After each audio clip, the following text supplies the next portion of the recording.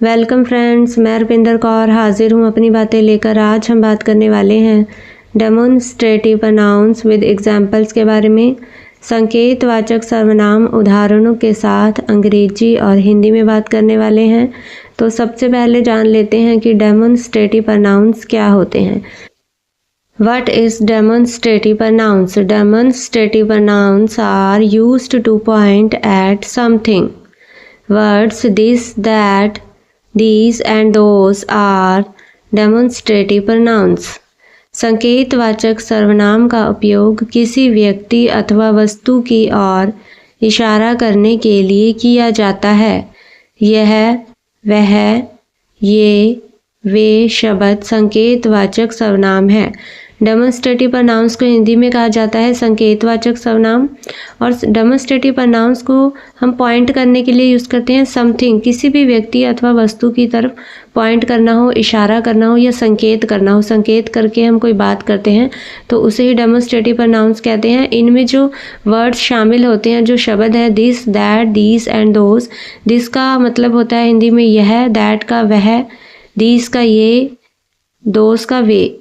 तो इन चारों ही शब्दों को डेमोन्स्ट्रेटिव प्रोनाउंस कहा जाता है। ये मेन शब्द हैं जहाँ से डेमोन्स्ट्रेटिव प्रोनाउंस स्टार्ट होते हैं। तो अन्य शब्दों की अगर हम बात करें तो अन्य शब्दों में इसकी परिभाषा बनती है जिन सर्वनाम शब्दों से किसी निश्चित व्यक्ति अथवा वस्तु की और निकटवर्ती, यानी कि वो चीज़ हमारे कितने निकट है यानी कि पास है, अथवा दूरवर्ती जिसकी तरफ हम इशारा कर रहे हैं, कोई व्यक्ति या वस्तु वो हमसे कितनी दूर है, इस बात की तरफ हम संकेत करते हैं, संकेत का बोध होता है, तो उसे ही संकेतवाचक सर्वनाम या फिर इसे निश्चयवाचक सर्वनाम भी कहते हैं। क्योंकि किसी निश्चित व्यक्ति और वस्तु की ओर ही हम इशारा करेंगे।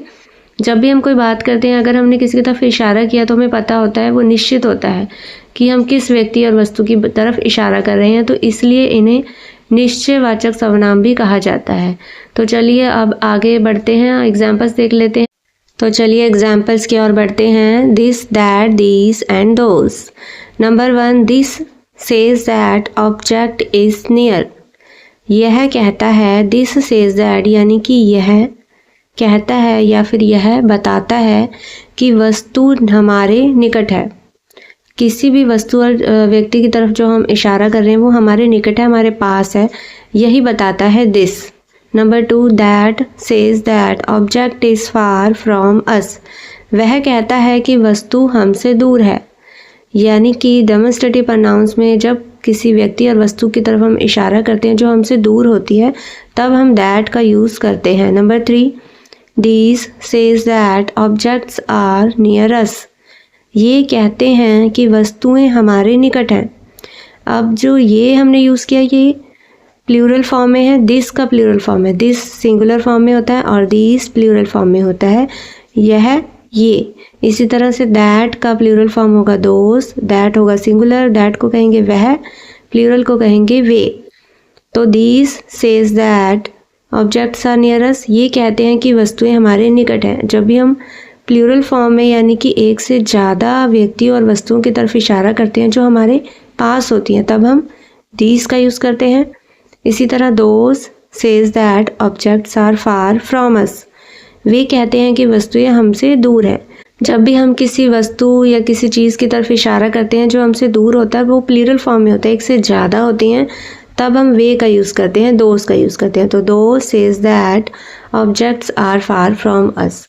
तो इस तरह से हमने डेमोन्स्ट्रेटिव प्रोनाउंस क्या होते हैं, उसके एग्जाम्पल्स क्या ये किए हैं इंग्लिश और हिंदी में साथ साथ, ताकि हमें इजीली अंडरस्टैंड हो जाए, समझ आ जाए। तो उम्मीद है इस वीडियो से आपको मदद मिलेगी। धन्यवाद।